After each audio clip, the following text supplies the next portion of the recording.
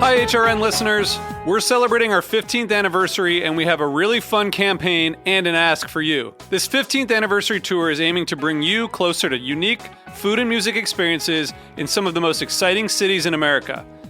All the while, we're raising funds to support our work empowering the next generation of food systems storytellers through our fellowship programs. Here's how it works. Donate to HRN and be entered into a raffle in the city of your choice to win a dinner for two at a noteworthy restaurant and tickets for two to a concert at a prominent local venue. We have incredible partners in New York, Los Angeles, Philadelphia, Nashville, Las Vegas, Charleston, Asheville, and Ardmore, Pennsylvania, who have donated a meal for two and two tickets to a concert of the winner's choice. And all donations help fund our fellowship programs, where we're helping to build essential workforce readiness skills and food system storytelling skills. Check out heritageradionetwork.org/15 to donate and enter to win today. That's heritageradionetwork.org/15. Thank you.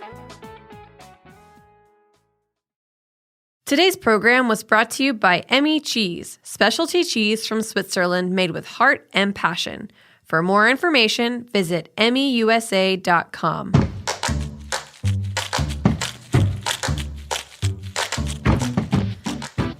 Borders seem to be all over the news lately. You've got trade wars, Brexit, and of course, Trump's wall. This week on Meat and Three, we're exploring how borders are created and blurred in the world of food. We try to focus a lot on the fact that they are chefs by nature, that the refugee thing is just a status for them. And after the Soviet space ended, I don't think there was much research. It was all considered just Soviet food or Russian food. And I don't think it gives a lot of those cultures credit. Tune in to this week's Meat and Three on Heritage Radio Network. That's Meat +THREE. Available wherever you listen to podcasts.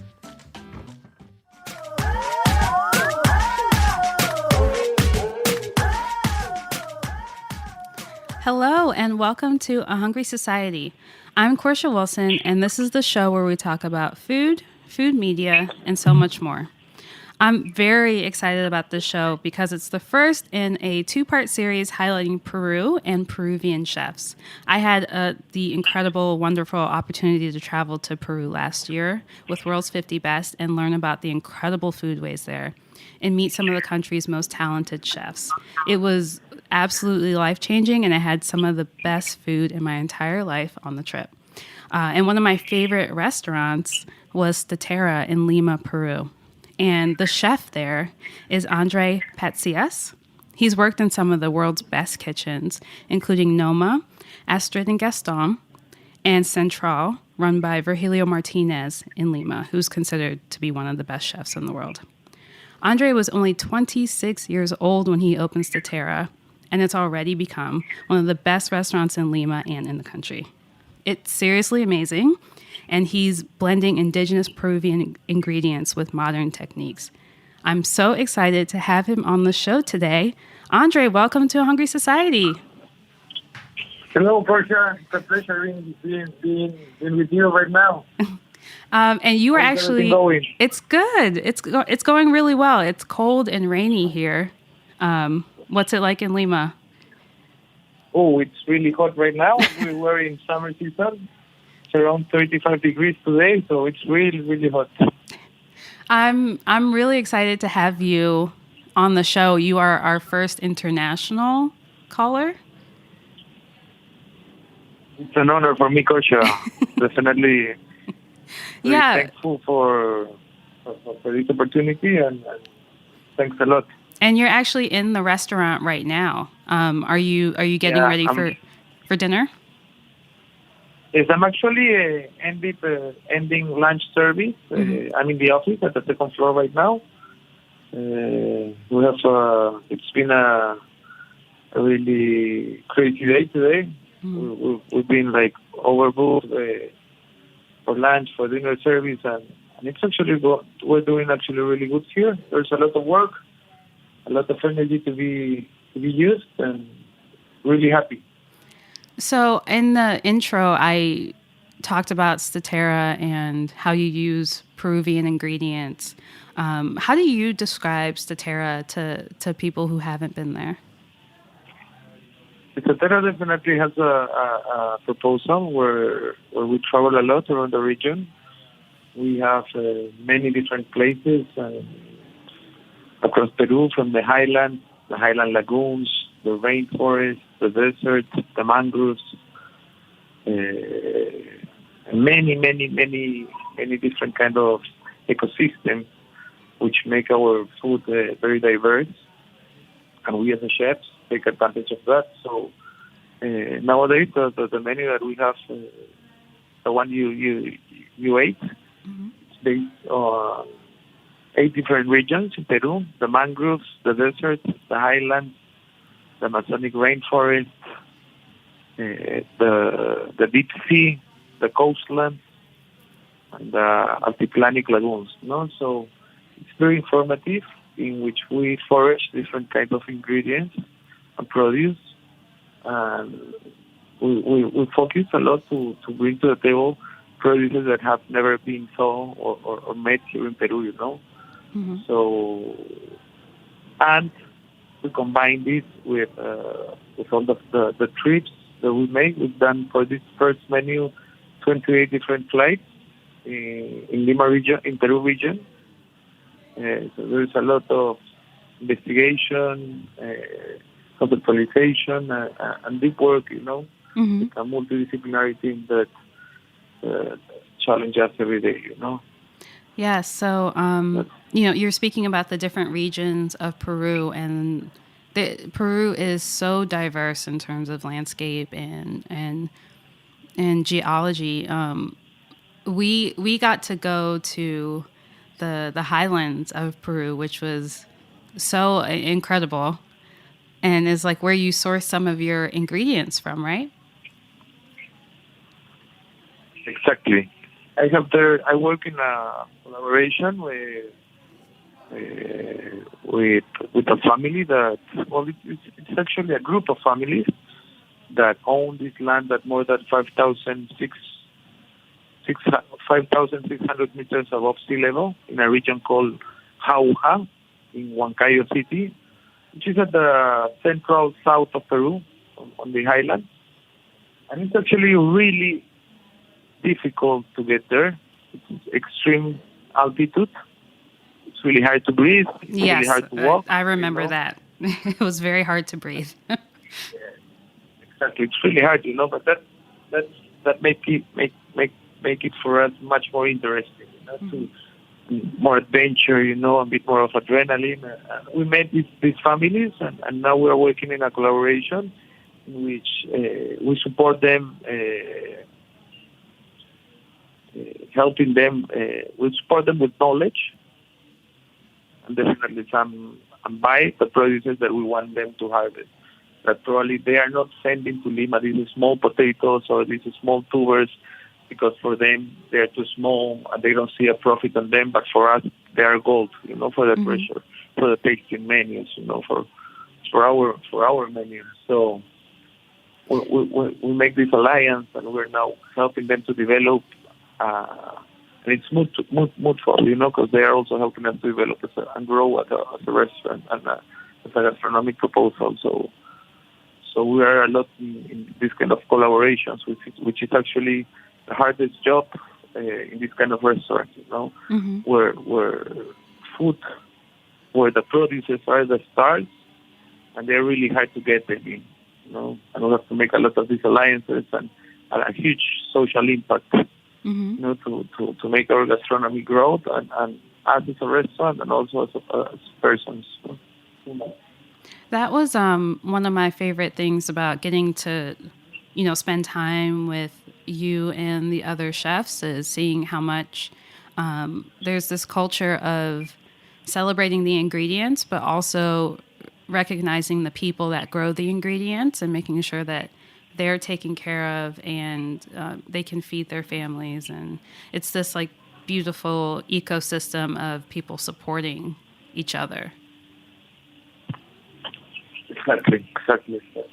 So very important. It's a priority nowadays. So when you go into Statera and you sit at your table, there's these beautiful centerpieces that have crustaceans in them and tubers and moss and, branches. And it represents all these different ecosystems that are part of Peru. And then as you eat through the tasting menu, you get to travel to all these different sections of Peru. One of my favorite dishes was the dish inspired by the mangroves with the Can you describe that dish? Yeah, so basically, that dish was talking about the centerpieces. I normally put the produce that we're going to have on the tasting menu and try to create a small vision of the menu, a short and quick vision of the menu with the different produces that we're going to have, the ones that we don't know, because it's very important, apart from telling a story and about from serving food, for us to know more, about what are we eating, and give a bit more of value to our work on researching and bringing the produces. So this dish of the mangrove was developed in one of our last journeys with me and my team to the north of Peru, to the mangroves, in which we find the mangroves in Peru are exactly under the equator line. So it's actually really, really, really hot and humid, very tropical. So in this place, we found these shellfish that were lying underneath the mangroves, between the mud and the woods and branches. And when the tide was low, the sea tide was low, you had the opportunity to dive and extract the shellfish, But they were really hot. And the interesting part is that they are used to this climate. So if you put them on the fridge, they'll die. You must keep them underneath a room temperature outdoor so they can still alive for 6, 7, until 10 days. So I thought that was amazing. And I brought them alive in my luggage, I remember. You put them in your luggage? From the north of Peru to Lima, yeah. It was crazy because they were alive. And I keep them on my roof, on my rooftop of the restaurant where I keep my edible flowers, and I have my small garden. Mm-hmm. And I kept them there, and they stay alive for a week. Wow. And between the lapsus, these edible plants came from the highlands. A supplier brought us. They are called lentejas verdes, so it's like green chickpeas. But they are normally known here in Peru as like a seaweed, a weed that kills the environment of the lagoons, because they just grow on the top of the lagoon, and they absorb all the light, and it kills the algae at the bottom of the sea because they don't get any light. But they have a huge amount of protein, more than the soybeans. So they arrive, and I developed this dish of the biggest mangroves in the world with the highest lagoon in the world. So it was pretty interesting, mixing this kind of produce that they will never see their faces in any normal or common day. And we make a nice marriage there, and try to compose and develop like a new ecosystem, which was really interesting and challenging for us. When the shellfish from the mangrove and the seaweed and the algae from the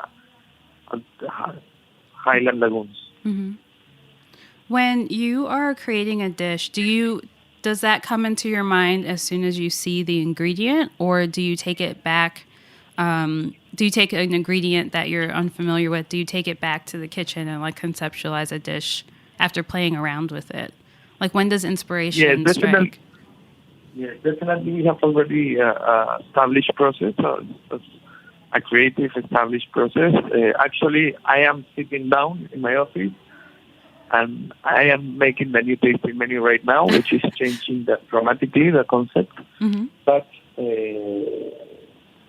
about talking, I have a process that any produce that arrives to the restaurant, we work them in around 20 different ways, between 15 or 20 different ways. For example, yesterday a cactus arrived, and I first peel the cactus, fry the cactus with the skin, without the skin, freeze it, melt it, carbonize it, put it into a jelly, put it into a siphon, make many kinds of different tests. There are like around between 15 and 20 different textures that we normally play with. And we filter the most interesting ones from the producers, and then I just register them. And then when this time arrives, I open my book, or my register workout book, and the process starts, and it's easier for me to develop, and become more challenging. For listeners that haven't been to Peru or maybe aren't familiar with Peruvian cuisine, how do you describe it? Sorry, I didn't. How do you describe Peruvian cuisine? Yeah, well, Peruvian cuisine definitely is based on family cuisine, sharing food, joy, happiness. It always seems about sharing, sharing moments. Very familiar, very tasteful food, happy people, and family. Basically, that's, if I want to resume Peru, it would be like that. Sharing, family, and tasty food. Do you feel like you're making traditional Peruvian cuisine, or do you think you're doing something completely different? I think that it was something that I was just discussing today. The base for me, to be a chef that is trying to represent Peru and actually is representing Peru, we have some duties, when we work in any. I have a duty of representing my country, my restaurant, and the base of this is to first know traditional Peruvian cuisine. If we go and deep in my menus and my dishes, there's so much praises of Peruvian cuisine, but probably a bit evolved or a bit changed by new techniques or by new aesthetics, and it's 100% Peruvian cuisine. So I mentioned in the intro that you opened your restaurant, a very ambitious restaurant in Lima, at 26 years old. Are you still 26, or did you turn 27 yet? I'm 27. Okay. I'm gonna be 28 at the end of the year. Okay. So next year. You're 27 and a restaurant owner. That's incredible. It was very challenging for me because, I've been working as a cook and lastly, as a chef for my last 11 years, actually. Between 10 and 11 years, which I find it was enough time to take the next step. I also want to grow, evolve, and have a family, when I'm 36, 37, and live a less crazier and more peaceful life, more of a family life. So I think it's now the time to rush, taking advantage of our energies, of my energy, my age, and it's beautiful. It's amazing, the challenge that I accepted to live at my age. Definitely changed my life completely, but I enjoy it every day of my life. So I'm really, really pleased and happy for what I'm doing. We're going to take a quick break, but first, before we take a break, I wanted to tell this quick story about you are so calm and level-headed about your restaurant. We were on a train to Machu Picchu when I was in Peru, and when we met, and you were on a phone call and you looked serious, and I asked you if everything was okay, and you're like, yeah, I just opened up a restaurant a couple weeks ago, so things are crazy, but it's fine. And then you just looked out the window, and I was like, wow, he's very calm. So I think you have the right temperament for the job that you have and for being a chef, and congratulations. Thank you a lot. So we're going to take a quick break, and we'll be right back with more with Chef Andre Patsias.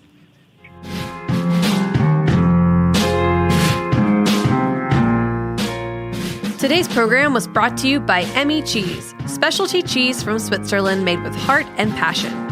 Since the early 1900s, Emmy has been a passionate supporter of farmers, cheesemakers, and family tradition.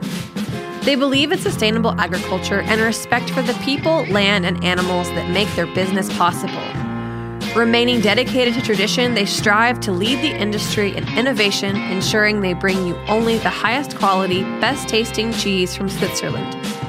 Emmy is best known for importing more than 80% of Swiss Gruyere into the United States, but that's not to overshadow their other specialty cheeses, including Kotbalt cave-aged cheeses, Appenzeller, Tete de Moine, and traditional Emmentaler.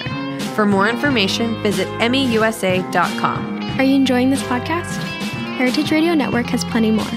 My name is Coral Lee, and I'm the host of Meant to Be Eaten here on HRN. Every week, I look at cross-cultural exchange in food and contemporary media. What determines authenticity? What, if anything, gets lost in translation when cooking foods from another's culture? You can find Meant to Be Eaten wherever you listen to podcasts and on heritageradionetwork.org.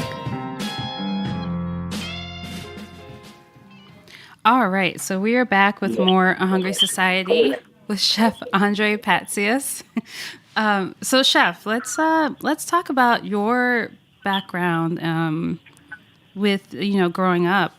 Do you have any early memories of dining? Were there any traditions that your family had? Okay, so actually, for being really honest, I didn't have this kind of life or childhood that I remember seeing my grandma cooking or my mother cooking. I was actually very creative since I was a child, but I always was connected with nature. I was always planting my carrots, my lettuces in my garden, and harvesting them. I remember that's a memory that I have from when I was a child. Yes, basically then I grew up. I was studying environmental engineering, looking this connection again with nature. Then I didn't do well because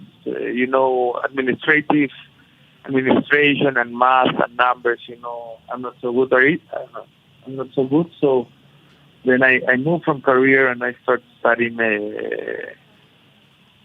agro engineering, which is really similar.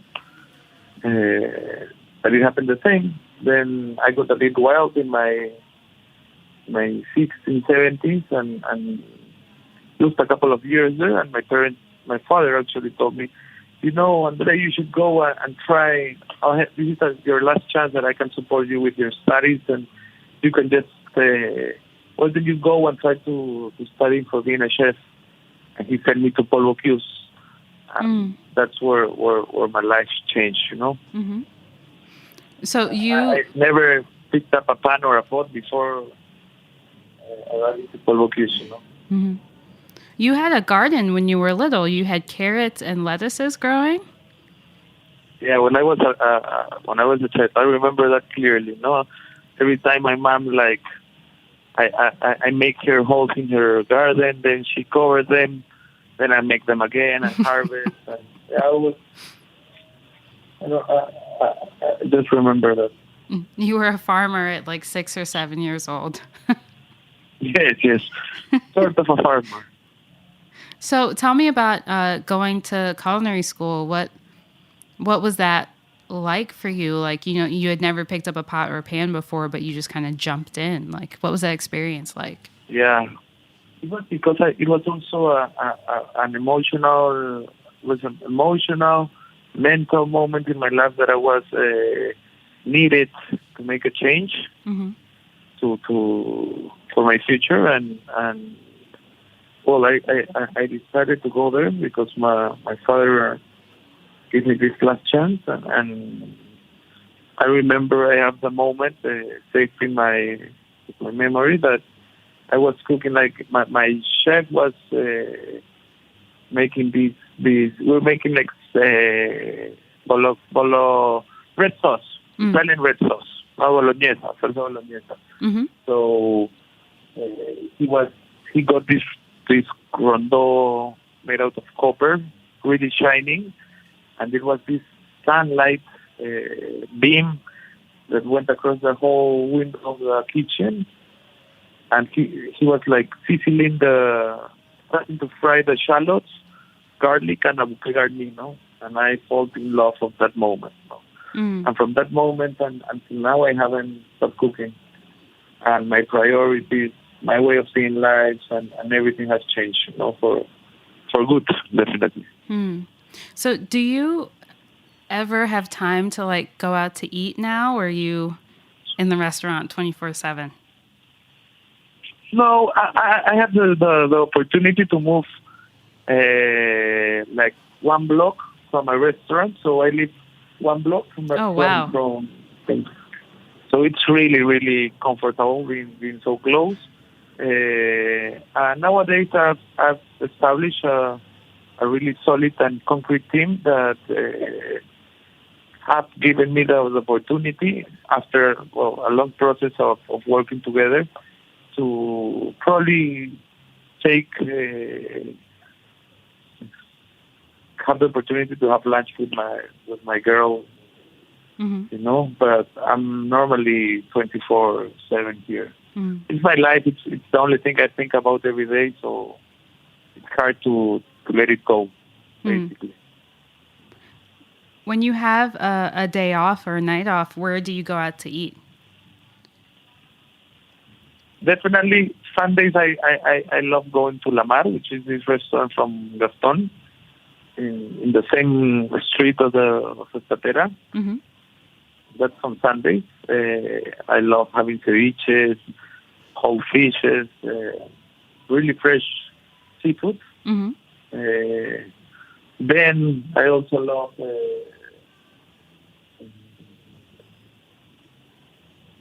eating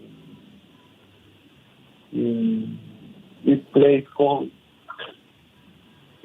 Pedreto. Called what? What is it called? It's a Thai restaurant in Lima. Okay. But I'm always trying to go and eat in different places. Mm-hmm. So I have a set of questions I ask every guest. Can you tell me about one of the worst dining experiences you've ever had? One of my worst dining experiences I've ever had, as a chef or as a client? Either.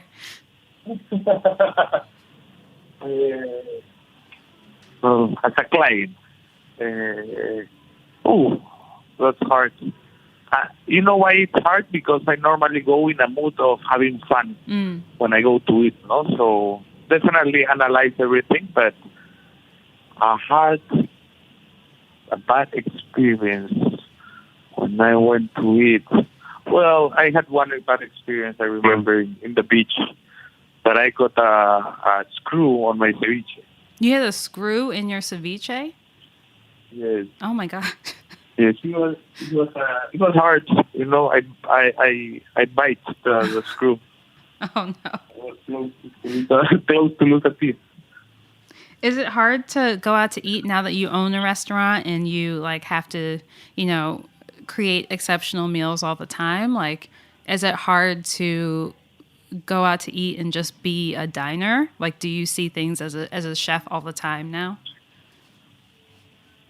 Yeah, definitely the perspective now is very different. You're always thinking in evolving and growing and trying to take the best of any situation. Mm-hmm. And every time I'm having dinner, apart from enjoying food, I'm always overlooking and overthinking in the things that I'm looking, that are around me, that are surrounding me in the restaurants. So nowadays, if I go to eat, the perspective I have in the table is much more different than I used to have 8 to 10 years ago, which I don't like, actually, because I enjoyed them more before. So, another question that I always ask my guests is, if you could have your last meal in a restaurant, where would it be and who is invited? I have to have the last meal. Where will be my last meal? Oh, that's a nice question. It's hard. That's a really nice question. Yeah, it's definitely really, really hard. Really hard. Do you know what? It can probably be, and it's crazy, yeah? But I've never remembered this lunch. It probably be at Quique da Costa. Okay, where is that? In Spain, in the south of Spain, in Denia, Okay. in Valencia. It's it was where I one of my first jobs. It's a 3 Michelin star in Denia, where I have a 42 tasting menu, 42 course menu. It was huge, but it didn't felt like that. It was amazing, the best tasting menu I've ever had in my life. And I will do it with my mom. Oh, you would do it with your mom? Okay, just you two? Sorry? Would it just be you two, or would you invite other people? I'll do it with my mom. Definitely. She's the one that make everything possible here in the restaurant, and I owe her so much. And I have this amazing connection with her. So if it has to be my last meal, I'll definitely do it with her. In Denia, in that small beach in front of Ibiza, which is amazing. Yeah, I'm really sure with my answer. And what are you drinking with your tasting menu? What will I be drinking? A gin tonic. A gin and tonic. Okay, that's very classic. Yes, I'm a gin and tonic. Classic. Do you have a preferred gin? Like, is there a favorite combination that you have?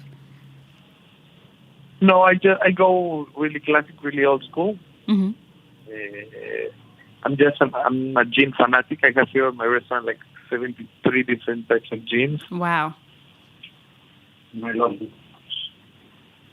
Excellent. I think drinking a gin tonic a day makes our body healthier. It makes you stronger. Yeah. Awesome. Well, thank you so much for being my guest today. And can you let listeners know how to find out more about your restaurant? Yeah. So to search to see more about our restaurant, you can go to www.estateraRestaurante.pe. .pe. And to our PE and to our Instagram account, which is Estatera Rest. Estatera Rest. And you have your own Instagram account as well. Yeah, my own Instagram account is Andre Patsias M. Andre Patsias M. Thank you so much, Chef. It was great to catch up with you, and thank you so much for sharing your food while I was in Peru. No, thank you, Korsha. It's been a pleasure hearing from you again, and whenever you want. I have to get back to Lima. Yeah, definitely. I want you here so you can taste our evolution. Yes, and gin and tonics. All 73. And gin and tonics, definitely. Yes. Thank you, Korsha, for your time. I really.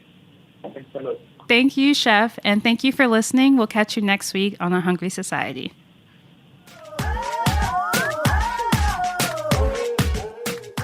Thanks for listening to Heritage Radio Network, food radio supported by you. For our freshest content and to learn more about our 10-year anniversary celebration happening all year long, subscribe to our newsletter. Enter your email at the bottom of our website, heritageradionetwork.org. connect with us on Instagram and Twitter at heritage_radio. You can also find us at facebook.com/Heritage Radio Network. Heritage Radio Network is a nonprofit organization driving conversations to make the world a better, fairer, more delicious place. And we couldn't do it without support from listeners like you. Want to be part of the food world's most innovative community? Subscribe to the shows you like, tell your friends, and please join the HRN family by becoming a member. Just click on the beating heart at the top right of our homepage. Thanks for listening.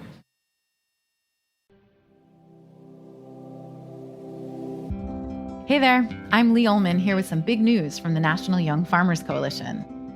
We're partnering with Heritage Radio Network on a special season of The Farm Report. It's all about what's happening with the Farm Bill and how it impacts farmers and eaters. I am growing diversified vegetables on land that's been in our family for 150 years. And so with the pandemic, gentrification, property values going up, we had to sell the land and we lost it. Join us as we uncover the untold stories behind this massive piece of legislation that shapes how we grow our food, what we eat, and so much more. The problems we have had, those are things that come from earlier Farm Bill and USDA policy, right? Like Earl Butts, get big or get out. You know, it's my responsibility to know not only what I'm eating, but then like how that all came to be. And realize like, wow, like this piece of legislation, all this money, like it's technically something that I support as a taxpayer. While Congress debates the next Farm Bill, this is not just an invitation to listen. It's a call to action. Be part of the conversation. Subscribe to the Farm Report on Heritage Radio Network, wherever you listen to podcasts.